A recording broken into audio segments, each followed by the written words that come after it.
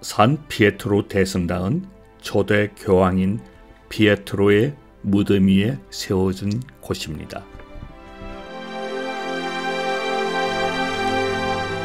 가톨릭 세계의 중심이자 주요 관광 명소인 성 베드로 대성당은 16세기 미켈란젤로가 직접 설계한 돔을 비롯해서 당대의 유명한 건축가들에 의해서 바로크 양식으로 화려하게 탄생했는데요. 미켈란젤로가 4년에 걸쳐 시스티나 성당 천장에 그린 세계 최대의 벽화인 천지창조는 너무나 유명합니다.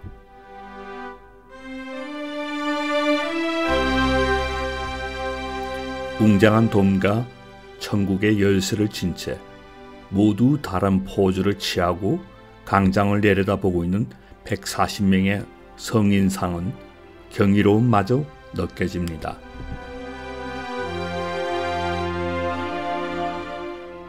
미켈란젤로는 돔을 설계했고 베르니니는 거대한 성 베드로 광장을 설계했습니다.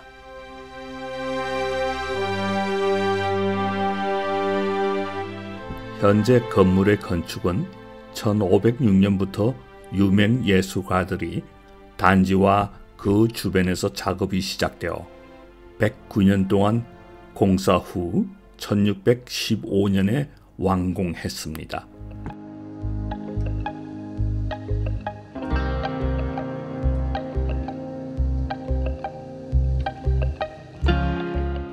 산 피에트로 광장은 네로 황제가 기독교인 300명을 처단한 비극적인 기록을 갖고 있는 것입니다.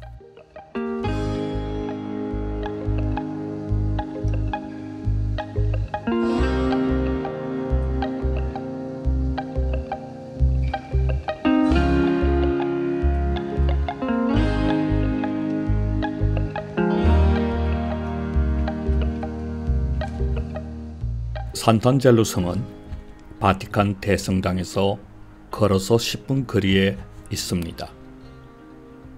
아침 일찍 바티칸을 들른 후 투어가 가능하므로 성을 제대로 관람하려면 적어도 약 2시간 정도의 계획을 가져야 여유롭고 편안하게 둘러볼 수 있습니다.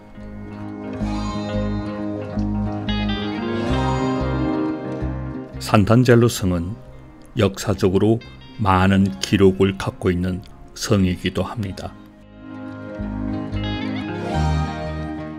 이 나선형 경사로는 아트리움에서 시작하여 영묘 내에서 곡선을 그리며 12m 높이 차이에 걸쳐 있습니다.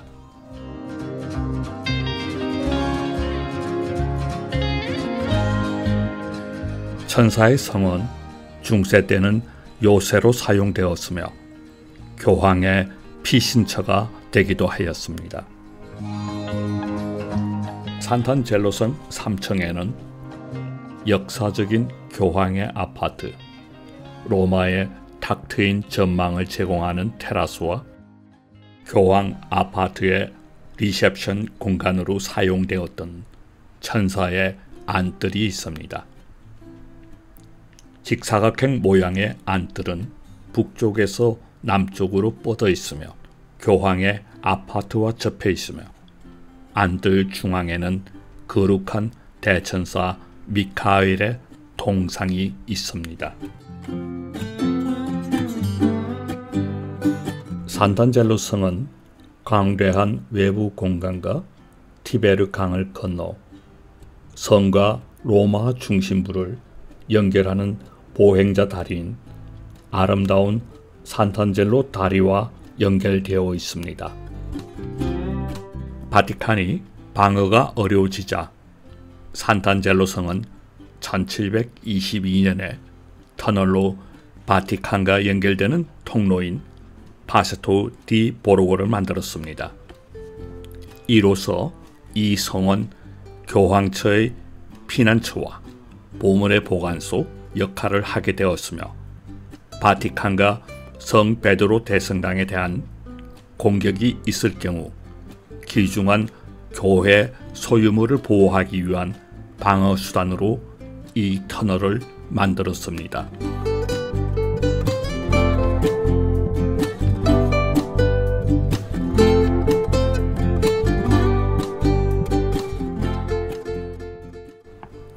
도서관으로도 불리는 이 방은 요새의 가장 안전한 지역인 살라 델 테소로와 가까웠기 때문에 그 이름이 붙여졌습니다. 살라 델 테소로는 15세기 중반부터 교황 기록 보관소이자 비밀 보관소로 사용되었으며 이곳 천장에 그려진 프레스코화는 그로테스크한 디자인으로 되어 있는데요. 이는 네로의 황금집이 발견된 르네상스 이후에 인기를 끌었습니다.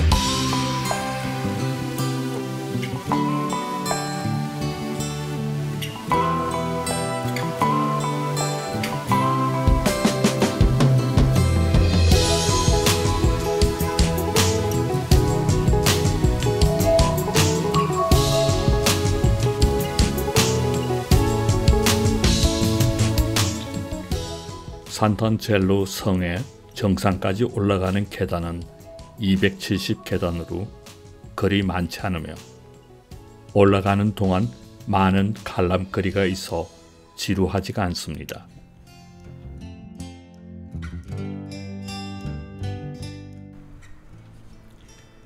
피터 안토니 1752년에 조각한 천사의 청동상이 꼭대기 테라스에서 시선을 사로잡습니다. 당시 처형을 알리는 소위 제수와 자비의 종은 왼쪽 상단에 있습니다.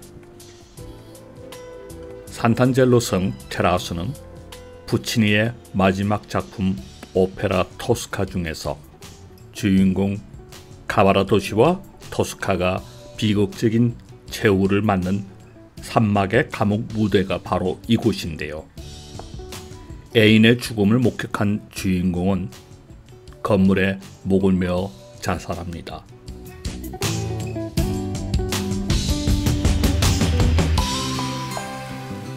이곳 테라스에서 볼 수 있는 판테온의 돔, 르네상스, 바르크 양식 건물의 전망과 로마 최고의 도시 전망은 여행객들에게 잊지 못할 추억을 선사합니다.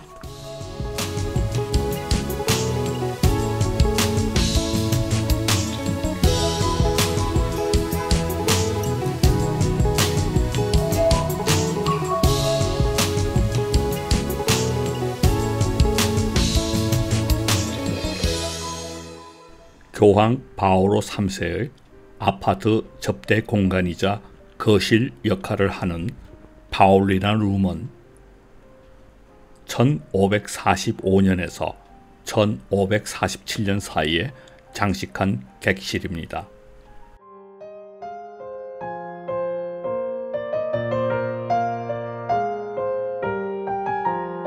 의심할 여지 없이 성에서 가장 중요한 장소이며 대사들과 다른 손님들이 장엄하고 웅장한 파울리나 룸에서 한영을 받았으며 장식은 알렉산더 대왕과 성 바울의 영향을 크게 받아 16세기 로마의 창조적인 유산 중 가장 중요한 작품입니다.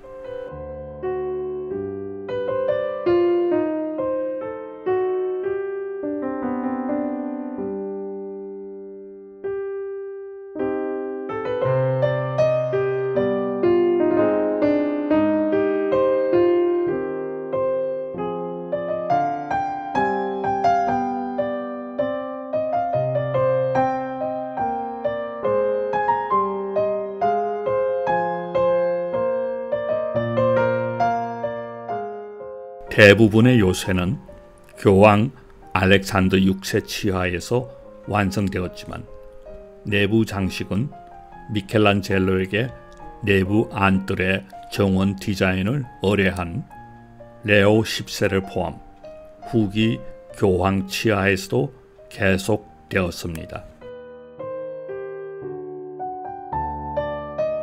알렉산더 7세 워크웨이는 17세기의 치기 가문의 교황 알렉산더 7세가 전면에 열린 벽이 있는 일련의 아치가 있는 산책용 원형 복도를 건설했습니다. 여름에는 강에서 불어오는 시원한 바람을 즐기기 위해 교황은 이곳에 머물곤 했습니다.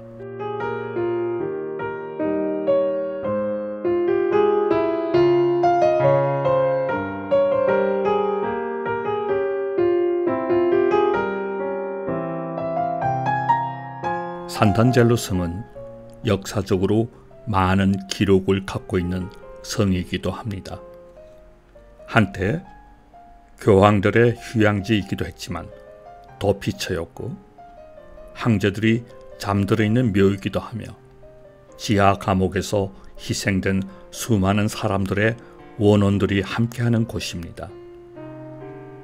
천사의 성은 중세 때는 요새로 사용되었으며 교황의 피신처가 되기도 하였습니다.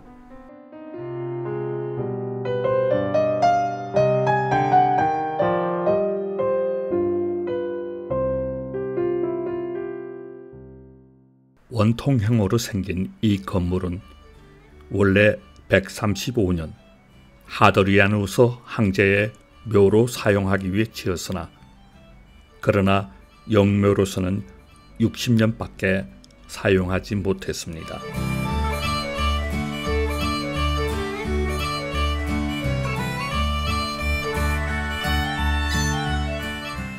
산탄젤로 성 앞에 천사의 다리는 교황이 지안 로렌조 베르니니에게 다리 양쪽에 10개의 천사 조각상을 세우도록 의뢰했고 교황의 요청대로 다리 위에 천사의 조각상들을 완성했습니다. 처음에는 아일리안 다리라고 불러졌으나 7세기에 대천사 미카엘의 동상이 영묘에 세워지면서 다리의 이름이 산탄젤로 다리로 바뀌었습니다.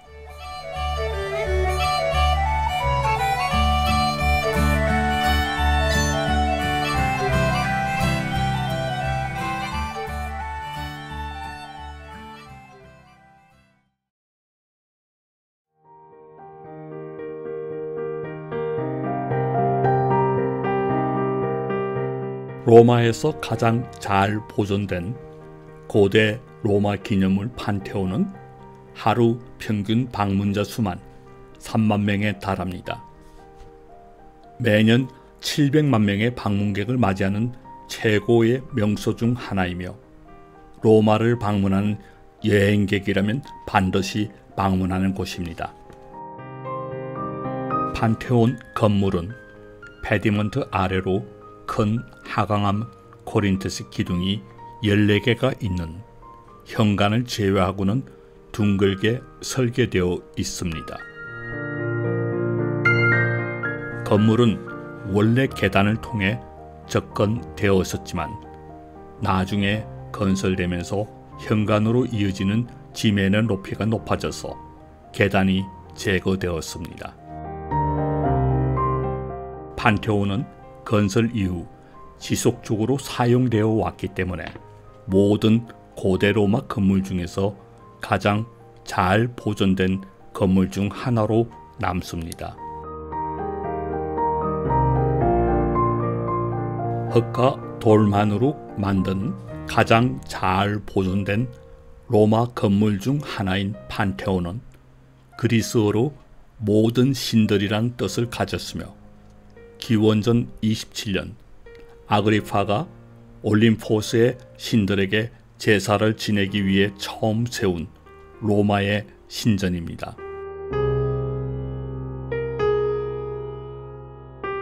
입구에 들어서면 돔으로 덮인 거대하고 둥근 방이 방문객을 맞이하는데요.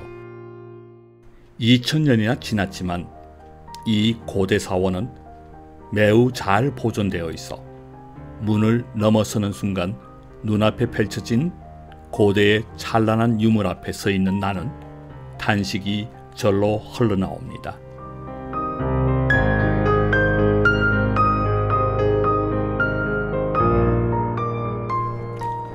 판테온의 내부는 거의 온전하게 보존되어 있으며 거의 2000년 전 이 인상적인 기념물에 들어갔을 때에 고대 로마인이 보았던 것과 지금 우리가 보는 것은 크게 다르지 않을 것입니다.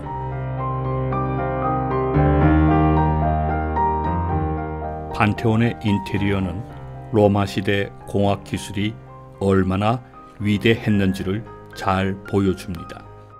판테온의 웅장함과 눈부시게 찬란함이 나의 온몸을 전율로 감쌉니다.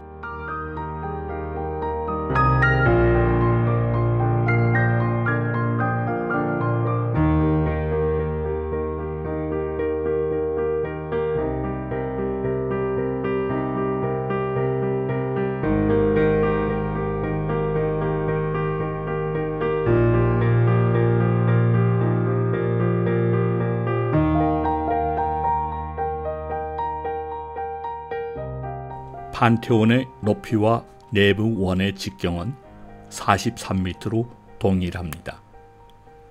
돔 상단의 오클러스는 덮지 않았으므로 빗물이 천장을 통해 바닥으로 흘러내렸습니다.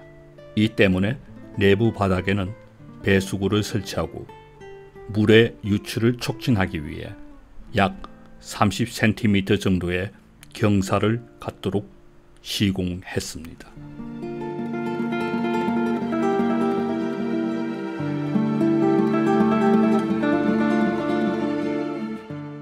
판테온의 유명한 돔은 여전히 세계에서 가장 큰 비광화 콘크리트 돔이며 판테온은 이탈리아의 문화유산 및 활동 관광부를 통해 관리하는 국유 재산으로 분리되어 있습니다.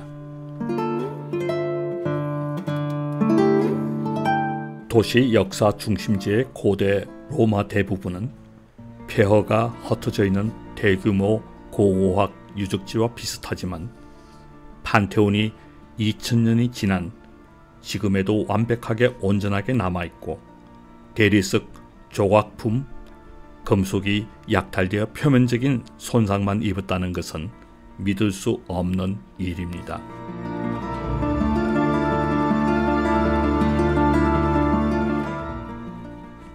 판테온은 원래 지붕이 검으로 도금되어 있었지만 교황 우르바노 8세에 의해서 없어졌다고 하며 청동으로 된 거대한 정문과 석조돔은 지금의 모습이 처음 지었던 원형 그대로이다고 하니 빛나는 고대의 로마 영광을 지금 다시 보는 행운에 감격하게 됩니다.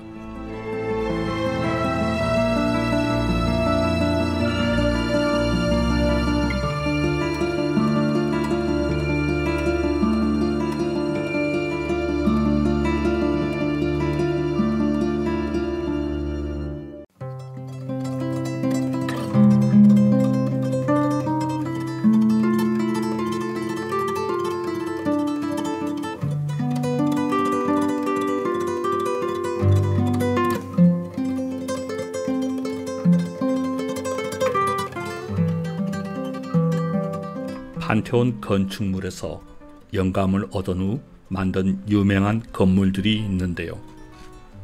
브루넬레스키와 미켈란젤로와 같은 르네상스 거장들에게 영감을 주어 피렌체 두오모와 성 베드로 대성당의 돔을 만들었을 뿐만 아니라 고대 기념물의 경의를 포하는 현대 건축가들에게도 영감을 주어서 미국의 국회의사당, 파리의 판테온 등이 탄생하게 되었습니다.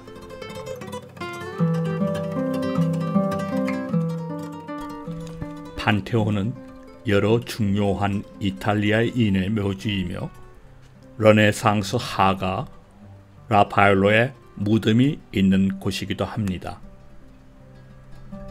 판테온에 묻혀있는 다른 주목할 만한 인물로는 르네상스 예술가, 이탈리아의 왕, 사보이의 마르게리타 등이 있으며 많은 다른 화가들도 이곳에 묻혀 있습니다. 판테온의 내부에는 이탈리아 최초의 두 왕인 비토리오 에말루엘의 2세와 움베르토 1세가 그의 아내 마르게리테와 함께 안치되어 있습니다.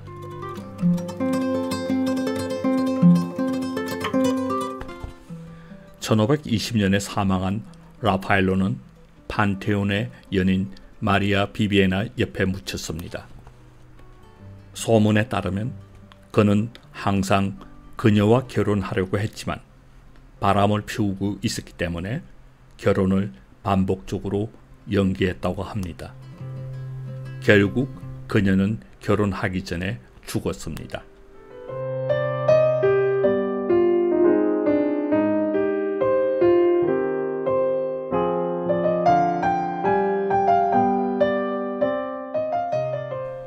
돔은 28개씩 5개의 고리로 된 움푹 들어간 패널을 특징으로 합니다. 돔의 패널은 판테온의 가장 큰 자랑 중 하나입니다. 이 균등한 간격의 레이아웃은 숫자 또는 달의 상징적인 의미를 갖는 것으로 추정됩니다. 하루 종일 오컬러스를 통해 들어오는 빛이 해식의 효과로 판테온 실내 공간 주위를 이동하기 때문에 그림자가 아닌 빛으로 시간을 표시하게 되며 또한 냉각과 환기 기능을 제공합니다. 또한 폭풍이 치는 동안 바닥 아래의 배수 시스템은 돔 구멍을 통해 떨어지는 비를 처리합니다.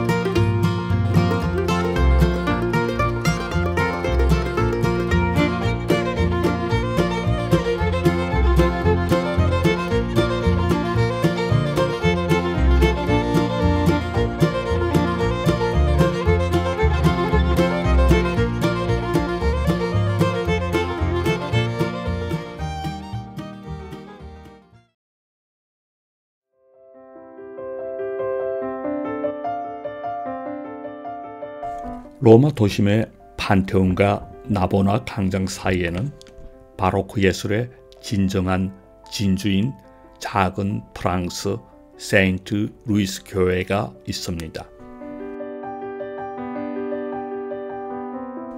이 교회는 카라바조의 3대 걸작과 같은 중요한 예술 작품을 소장한 것으로 유명합니다.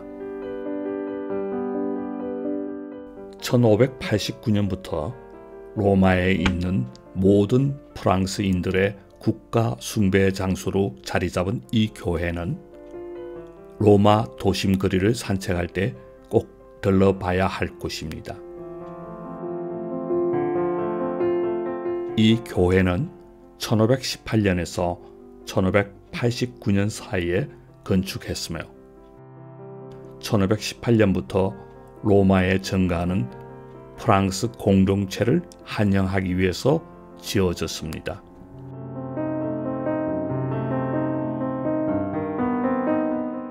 내부는 양쪽에 5개의 예배당과 대리석으로 장식된 화려한 중앙 성가대를 갖추고 있으며 바로크 예술의 진정한 한의를 보여줍니다.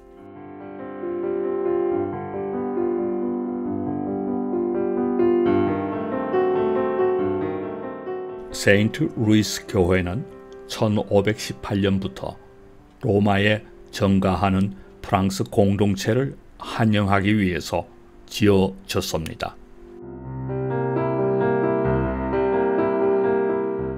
내부는 양쪽에 5개의 예배당과 대리석으로 장식된 화려한 중앙 성가대를 갖추고 있으며 바로크 예술의 진정한 한의를 보여줍니다.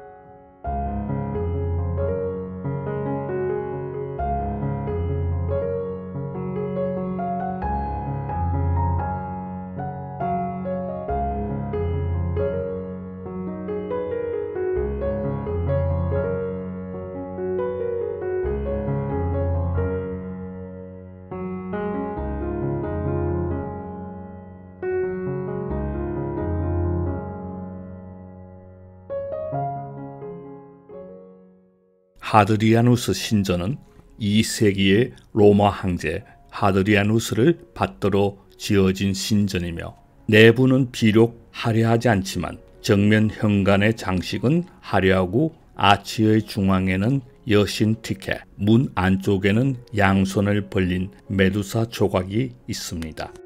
그 주위로 신들과 아마존 동물 등이 그려져 있습니다. 하드리아누스 신전은 건축 당시 로마에서 가장 큰 신전이었습니다. 외관은 원래 대리석으로 덮여 있었으며 기둥에 받침되는 제국의 여러 지방을 나타내는 부조로 장식되었고 중간 기둥은 프레임 패널로 장식되었습니다. 이 지역의 다른 많은 고대 건물과 마찬가지로 17세기의 사원도 대부분 폐허가 되었습니다.